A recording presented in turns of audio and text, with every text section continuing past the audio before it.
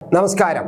കേരളം അതിഗുരുതരമായ സാമ്പത്തിക അവസ്ഥയിൽ മുന്നോട്ട് പോകുമ്പോൾ പ്രതിപക്ഷങ്ങൾ ആവശ്യപ്പെടുന്നത് ഏറ്റവും പ്രധാനപ്പെട്ട ഒരു വിഷയം സാമ്പത്തിക ധവളപത്രം ഇറക്കണം എന്ന് തന്നെയാണ്. പലപ്പോഴും അത് പ്രതിപക്ഷ നേതാവും UDF നേതാക്കളും ആവശ്യപ്പെട്ടിട്ടുണ്ട്. രമേശ് ചെന്നിത്തലയും പലതവണ പറഞ്ഞിട്ടുണ്ട് സംസ്ഥാന സർക്കാർ സാമ്പത്തിക ധവളപത്രം ഇറക്കണം എന്ന്. പക്ഷേ മുഖ്യമന്ത്രി അത് മൈൻഡ് ചെയ്തിട്ടില്ല. പക്ഷേ ഇപ്പോൾ അദ്ദേഹം ധവളപത്രം ഔദ്യോഗികമായിട്ട് ഇറക്കിയില്ലെങ്കിലും ധവളപത്രത്തിൽ പറയുന്നത് പോലുള്ള കാര്യങ്ങൾ തന്നെയാണ് ഇപ്പോൾ കഴിഞ്ഞ 2 ദിവസങ്ങളിലായിട്ട് ഈ രാജകീയ സദസ്സിൽ വെച്ച് ഇദ്ദേഹം വാർത്താ സമ്മേളനം നടത്തുമ്പോൾ വാർത്താ മാധ്യമങ്ങളോട് പറയുന്നത്. കേന്ദ്ര ഗവൺമെന്റിനെ കുറ്റപ്പെടുത്തിക്കൊണ്ട് പറയുന്ന ചില കണക്കുകൾ നമ്മൾ പ്രത്യേകം ശ്രദ്ധിക്കുമ്പോൾ അത് ഒരു ധവളപത്രത്തിൽ, സാമ്പത്തിക ധവളപത്രത്തിൽ, ഇക്കണോമിക്കൽ ധവളപത്രത്തിൽ തന്നെ പറയുന്ന കാര്യങ്ങൾ തന്നെയാണ്, പറയേണ്ട കാര്യങ്ങൾ തന്നെയാണ്. അപ്പോൾ ഇനി പ്രതിപക്ഷ നേതാക്കൾ വിഷമിക്കേണ്ട, നിങ്ങൾക്ക് ധവളപത്രം ഇറക്കിയില്ല അല്ലെങ്കിൽ ഇറക്കണം എന്ന് നിങ്ങൾ ഇനി പറയേണ്ട കാര്യമില്ല.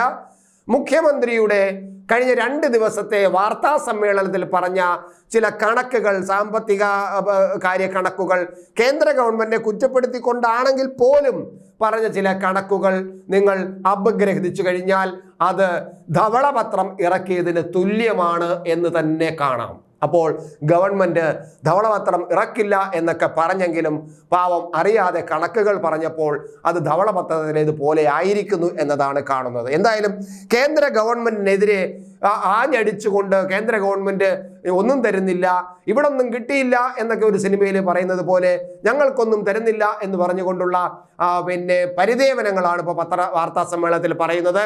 അദ്ദേഹം പ്രധാനമായിട്ടും പറയുന്നത് GST നഷ്ടപരിഹാരം കൃത്യമായിട്ട് തരുന്നില്ല, അതുപോലെ റവന്യൂ കമ്മി ഗ്രാന്റ് തരുന്നില്ല.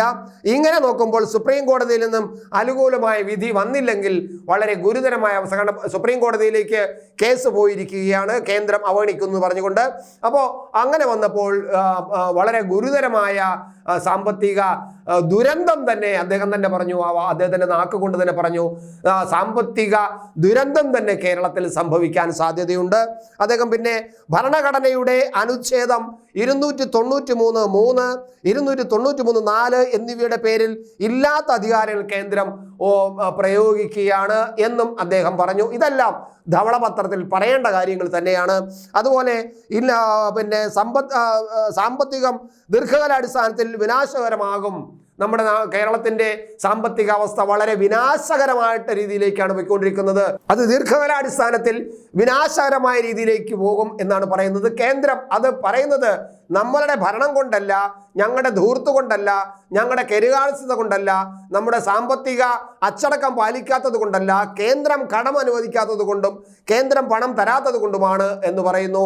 എന്നാൽ ഇത്തരത്തിൽ പല സംസ്ഥാനങ്ങൾക്കും ഒരുപോലെ തന്നെയാണ് കേന്ദ്രം പണം അനുവദിക്കുന്നതും. 15ാം ധനകാര്യ കമ്മീഷന്റെ കണക്കനുസരിച്ച് എല്ലാ സംസ്ഥാനങ്ങളും ഒരുപോലെയാണ് പണം കൊടുത്തിട്ടുള്ളതെന്നും കൃത്യമായ പ്രപ്പോസലുകൾ നൽകാതെയാണ് ഈ ഗവൺമെന്റ് പണം നൽകുന്നില്ല എന്ന് പറഞ്ഞതും, കൊടുത്ത പണത്തിന് വ്യക്തമായ ഓഡിറ്റ് റിപ്പോർട്ടും കണക്കും കാണിക്കാത്തത് കൊണ്ടാണ് പിന്നീട് കൊടുക്കാൻ കഴിയാത്തതെന്നും കൃത്യമായി തന്നെ കേന്ദ്ര ധനകാര്യ വകുപ്പ് മന്ത്രി വളരെ അക്കമിട്ട് നിർമ്മലാ സീതാരാമൻ പറയുകയും ചെയ്തിട്ടുണ്ട്. അത് നമ്മളിവിടെ ഓർമ്മിക്കണം. എന്തായാലും വകുപ്പുകൾ ചേർത്തെടുത്ത് വെച്ചുകൊണ്ട് 293-3 293-4 അനുച്ഛേദം അനാവശ്യമായിട്ടാണ് കേന്ദ്ര സർക്കാർ ഉപയോഗിക്കുന്നത് എന്നൊക്കെയാണ് അദ്ദേഹം വാർത്താ സമ്മേളനത്തിൽ പറഞ്ഞത്.